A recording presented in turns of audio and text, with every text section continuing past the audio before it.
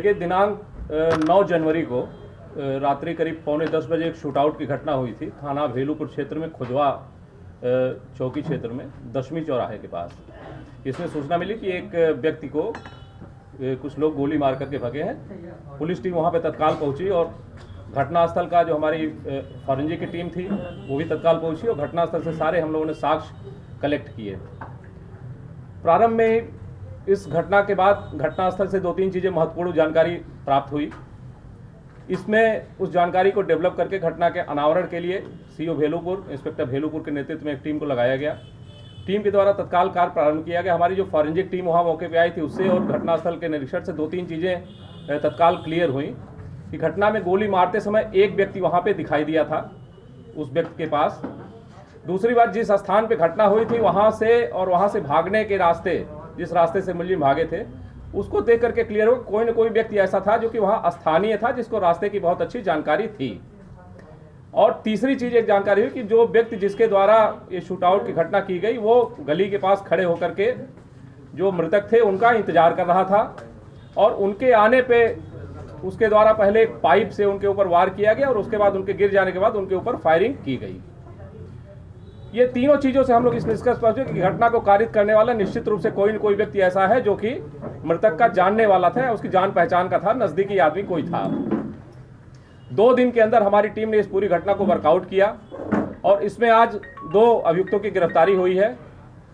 जो पहला इस घटना का मुख्य अभियुक्त है वो राजेश कुमार पटेल है, जो कि मृतक राजेश विश्वकर्मा, जो कि बिजली विभाग में संविदा कर्मचारी थे, उनके पड़ोस का ही रहने वाला है और उनका पुराना साथी है।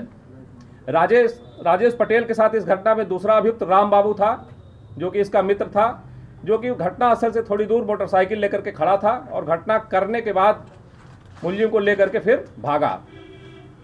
इसमें हमारी टीम ने एक तो घटनास्थल से सारे फिजिकल एविडेंस कलेक्ट किए, उसके आधार पे हमको जो क्लूज मिले उनको डेवलप किया।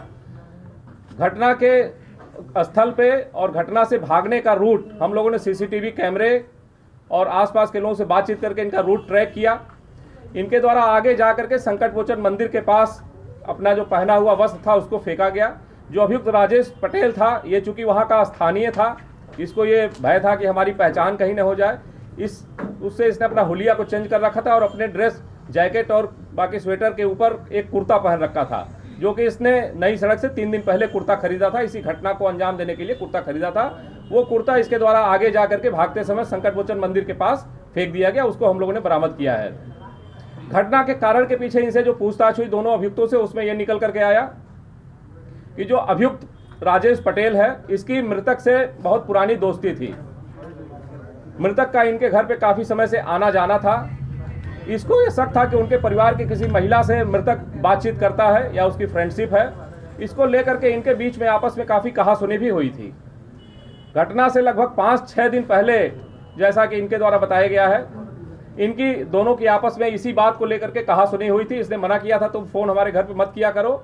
इस पे इनका कहना था कि दोनों के बीच में कहासुनी, गाली गलौज हुई थी। उसी समय इसके द्वारा ये प्लानिंग की गई कि अब बहुत जल्दी इसको रास्ते से हटा देना है ताकि इस तरह की इस समस्या को खात्मा किया जा सके। और उसी प्लानिंग के तहत ये कपड़े बदल करके, कुर्ता पहन करके, असलहा लेकर के दशमी चौराहे तक आया मोटरसाइकिल से और वहाँ पे अपने साथी को खड़ा करके वहाँ से पैदल गली में आकर के खड़ा हो गया। ये रास्ता इसके द्वारा इसकी रेकी की गई थी, जो मृतक थी इसकी रेकी की गई थी। मृतक चूंकि इसका जानने वाला था, इसको मालूम था कि प्रतिदिन वह अपनी जो शिफ्ट वार ड्यूटी होती है उसको करने के लिए उसी समय घर से निकल करके उसी रास्ते से होकर के जाता था और एक गली के पास वहाँ खड़े होकर के इंतजार करने लगा।